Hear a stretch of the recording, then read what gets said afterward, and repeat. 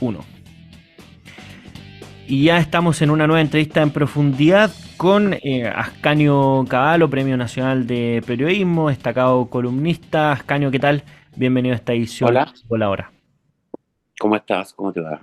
Muy bien, muchas gracias. Y primero, sé que los hechos, los hitos de este último tiempo han estado marcados por la discusión constitucional, pero nosotros la vez pasada que conversamos, Ascanio, hiciste tu diagnóstico respecto a esta incorporación de un nuevo padrón electoral, nuevas personas que se incorporaron a la participación en las elecciones. ¿Cómo vistes tú lo que pasó el domingo reciente con el plebiscito constitucional? Bueno, yo creo que era un resultado que estaba como flotando en el ambiente, ¿no? Eran muy coincidentes todas las muestras de opinión, eh, y me parece que se había instalado la idea de que el proyecto era excesivo en su inclinación a la derecha, por así decirlo. El Partido Republicano no ocultó mucho su protagonismo en el proyecto. Y por lo tanto, como un nuevo rostro, la otra cara, por así decirlo, del estado de polarización en que estamos inmersos hace ya un buen rato, ¿no? La sociedad, digo, ¿no? Sí.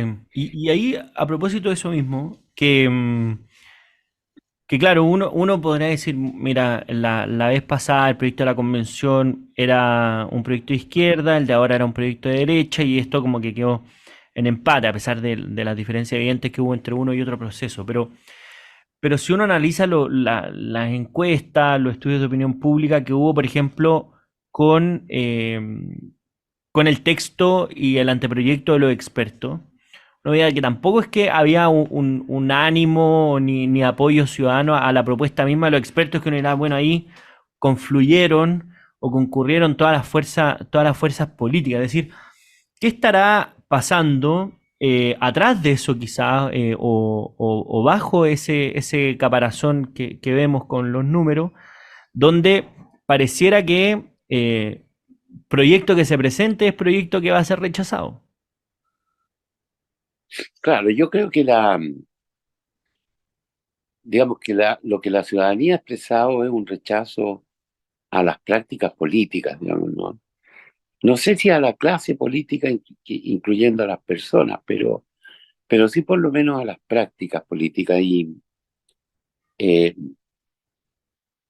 no es tanto que se haya ratificado la Constitución del 80, sino más bien que, como tú dices, todos los proyectos alternativos carecen del piso mínimo para legitimarse.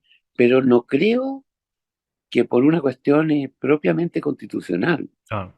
es decir, de técnica o de contenidos constitucionales, sino más bien como señal como señal hacia un mundo que no logra acuerdos en nada, ¿no? En el año 89 se hizo una reforma bien importante a la Constitución del 80, y, y había un clima de tal, digamos, el clima que fue propio de la transición, ¿verdad? De tal acuerdo que al final fue aprobado como por un 90%. Entonces, yo creo que eso es el trasfondo, a pesar de que naturalmente discutamos sobre los textos. Mm. Pero el fondo del asunto es que antes de hablar de texto, hablemos de otras cosas. Claro, Y y ahí, esas otras cosas son pongámonos de acuerdo en algo. mm. No es posible que no estemos de acuerdo en nada. Claro, y ahí a propósito de eso mismo, porque muchas veces esas otras cosas se interpretan como prácticamente las políticas públicas relacionadas con las urgencias sociales, ¿verdad? Como Claro. seguridad, pensión, etc.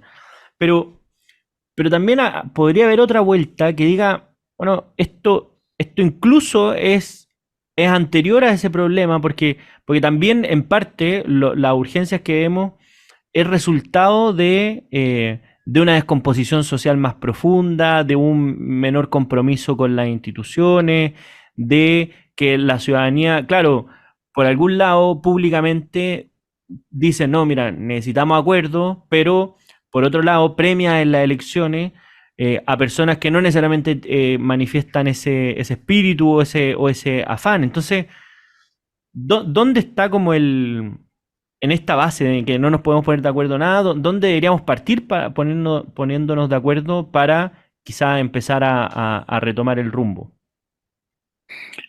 Mira, yo creo que se trata de una cuestión de clima más que de resultados electorales, ¿ah?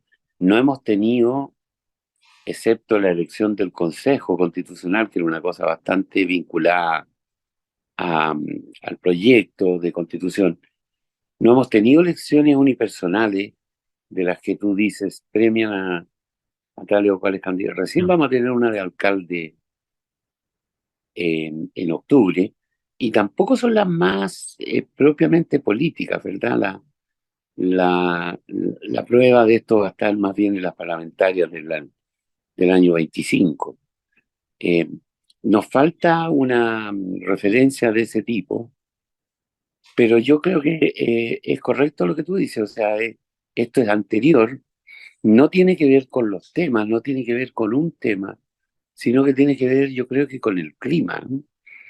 Con, digamos, no, por ejemplo, no con el proyecto de pensiones, sino que con el estado de crispación Mm. con que los actores hablan de ese proyecto, digamos, con el dramatismo y el ultrismo que se le asigna a una materia donde es indispensable hacer cosas, pero no, pero nadie está haciendo cosas de común acuerdo. Y lo mismo puedes decir de muchos otros temas, digamos, de la seguridad, ¿verdad? Con la seguridad la gente tiene la impresión de que hay una discusión en la torre y que abajo de la torre, en el descampado, las cosas siguen ocurriendo igual o peor. Entonces, tenemos un problema efectivamente con los dirigentes, digamos. Y ahí, cuando se abordó esta discusión, al menos en la cuestión constitucional, se solía decir que este era un problema de el diseño del sistema político.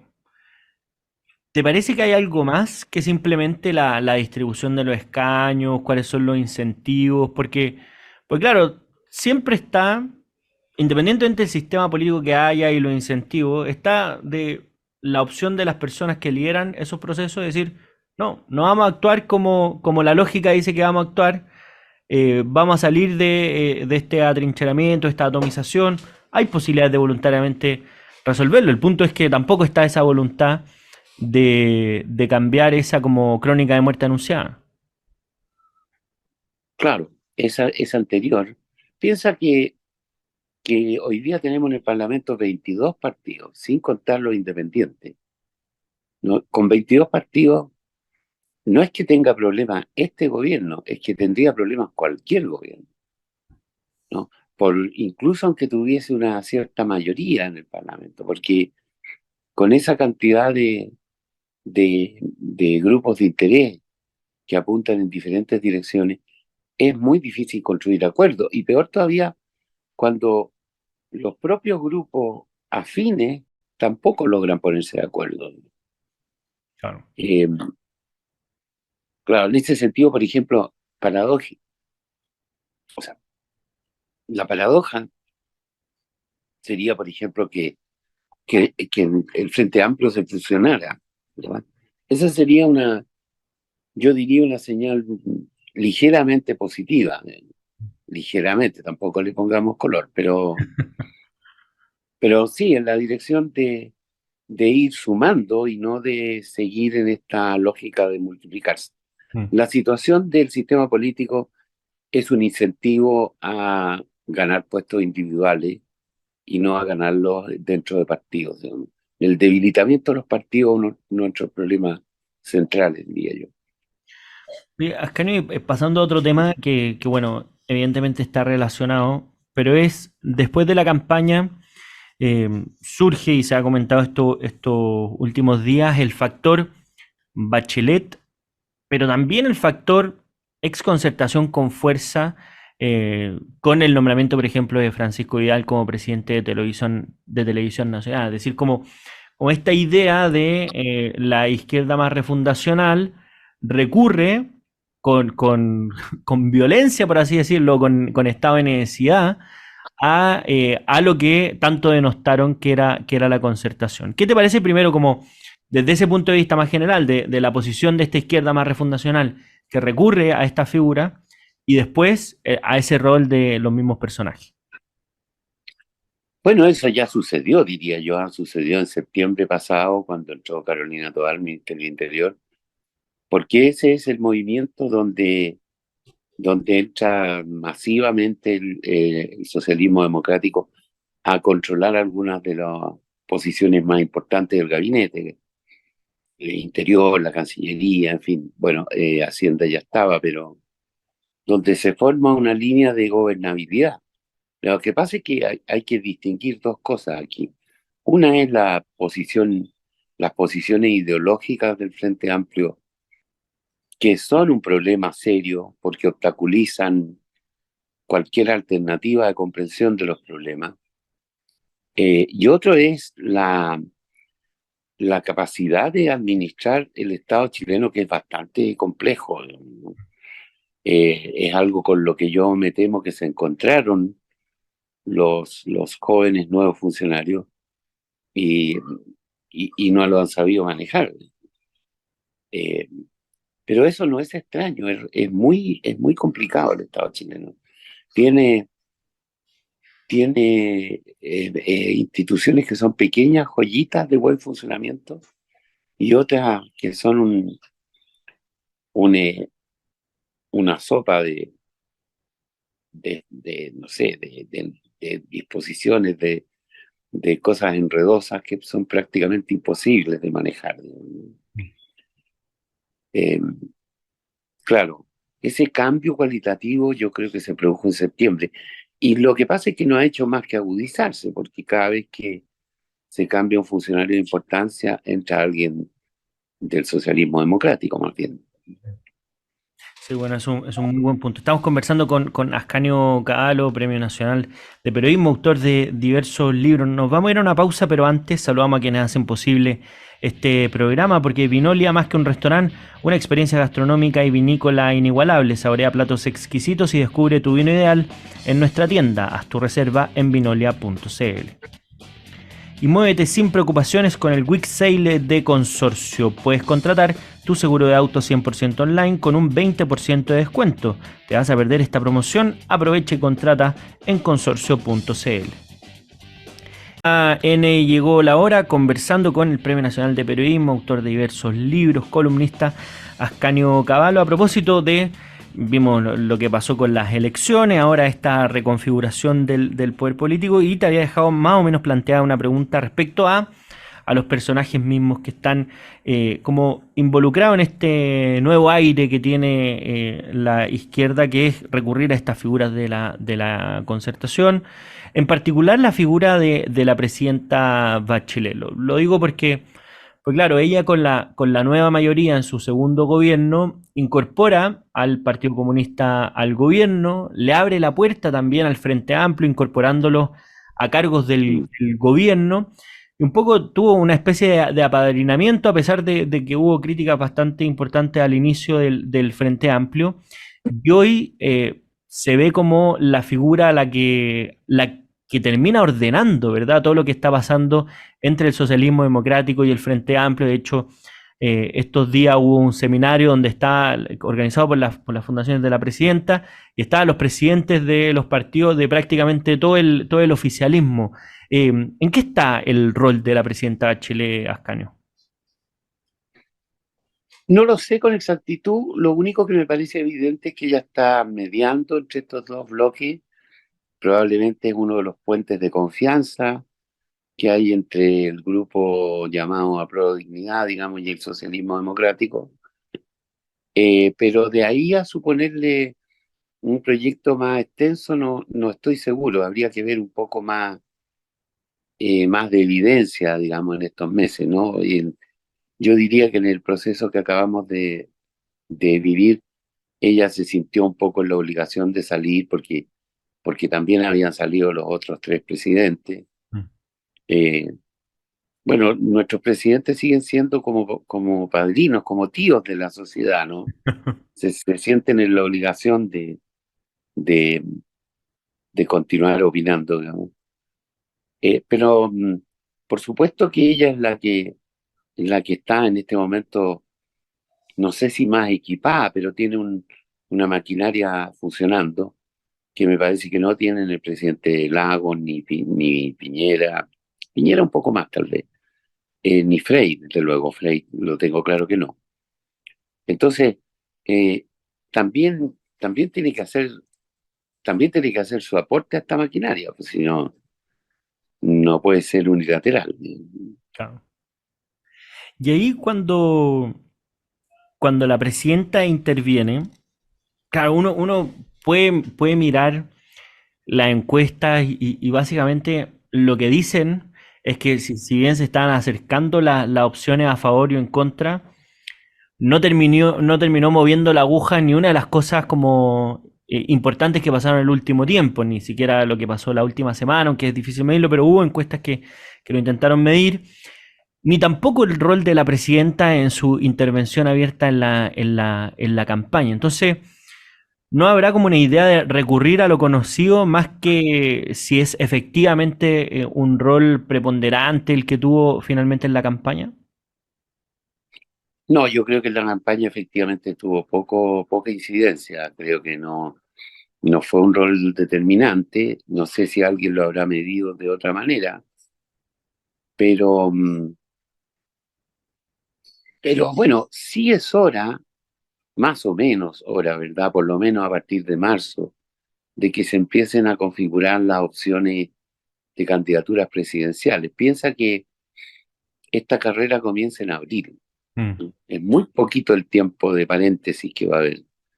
En abril hay que inscribir las candidaturas para las primarias. En junio hay que hacer las primarias. En octubre vienen las elecciones de alcaldes y gobernadores. Y ya de ahí no paramos más hasta las presidenciales del 25. Digamos. Mm. Entonces, en realidad estamos a semanas de nuevamente entrar en campaña. 10 semanas, 12 semanas máximo. Mm. Por lo cual al gobierno le queda también, la contracara de esto es que al gobierno le queda también un espacio muy pequeño para tratar de hacer algunas de las cosas que no ha logrado hacer.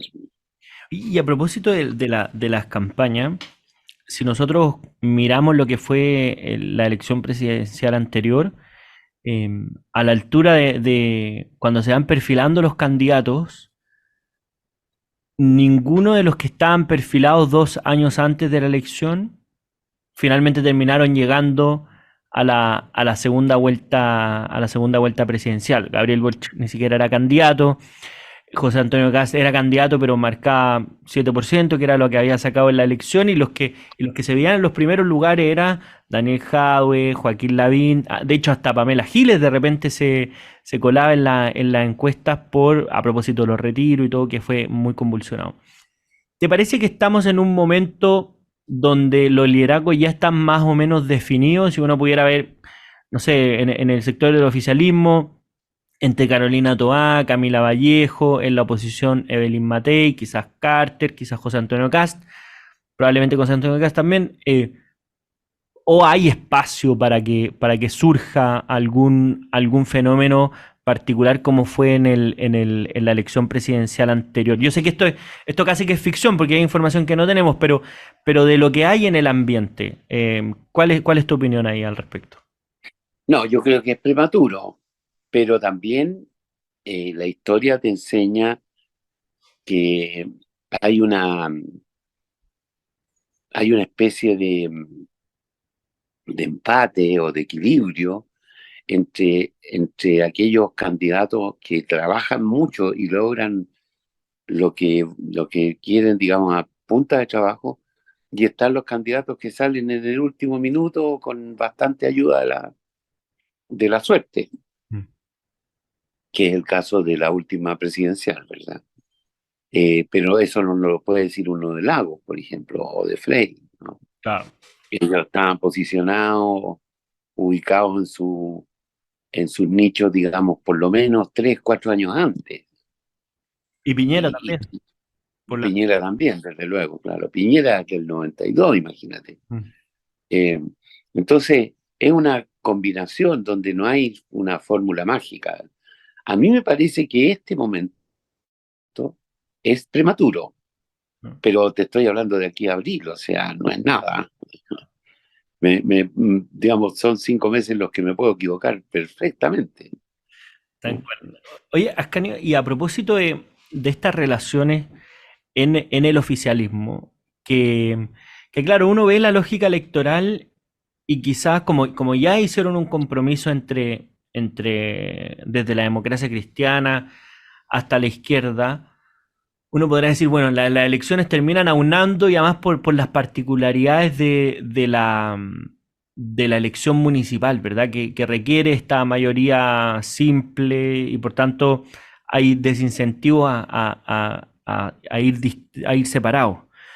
Pero, pero en la medida que vaya avanzando en paralelo la elección presidencial, uno diría, bueno, probablemente esta grieta entre el socialismo democrático, a dignidad, se va a acentuar si es que cada uno está promoviendo figuras distintas. Lo pienso también por este emplazamiento que hubo de personas del socialismo democrático a decirle en particular a Camila Vallejo, oye, pronúnciate sobre los temas complejos, porque finalmente la cara en temas difíciles como convenios, seguridad, lo habían terminado dando figuras del socialismo democrático, y eso además se podría acentuar también con la acusación constitucional del ministro Monte.